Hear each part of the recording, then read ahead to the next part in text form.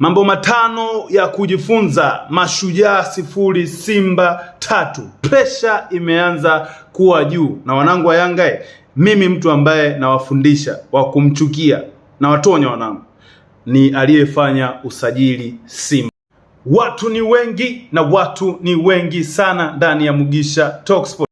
Class is permanent, form is temporary. Chama kachoka kufananishwa na mtu yeyote. Mko wapi ambao mlikuwa mnambeza Clatous Chota Chama kurudi Msimbazi? Mko wapi? Hata wewe shabiki wa Simba ambaye ulikataa kata Chama kurudi Msimbazi, nadhani sasa hivi unaweza ukawa unaomba Mungu Chama aendelee kuwa captain wa timu, kwa sababu pale ambapo matukio ambayo haeleweki ataenda kuongea na referee. Lakini kwenye mechi 3 ama 5 zilizopita ameendelea kukeep that performances na anaendelea kufunga magoli makali ndani ya klabu yako ya Simba. Kwa hiyo mko wapi?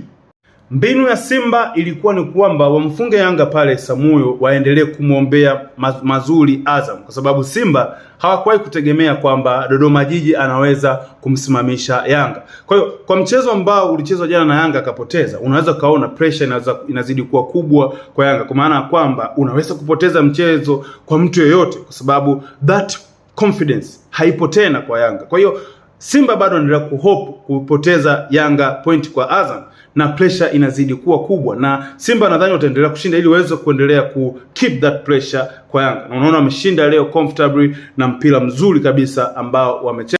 No rushine, no problem. Ndio kitu ambacho ametuonyesha Vedastus Masinde. Haupewi chance kama bahati, haupewi chance kama unapewa. No, unatakiwa uipambanie kuipata. Ndio mastaa wakubwa ambao wameweza kutokea. Yaani haupewi tu.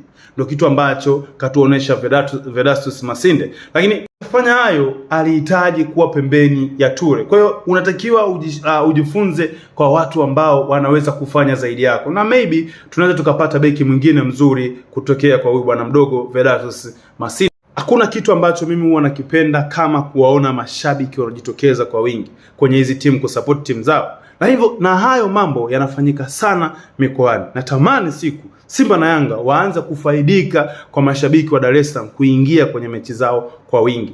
At the end, kinacholeta utofauti wa Simba hii na Simba iliyotoka ni usajili ambao ulifanyika Januari. Massive signing kwa Simba. Unaona matokeo mazuri unayopata Simba yanatokea kwenye usajili. Loemba, sijui Chama, Ribase, wote ambao unaweza kuwataja ndio ambao wanaleta mpira mzuri na matokeo mazuri ndani ya Simba. Kwa hiyo maybe tunaweza tukaona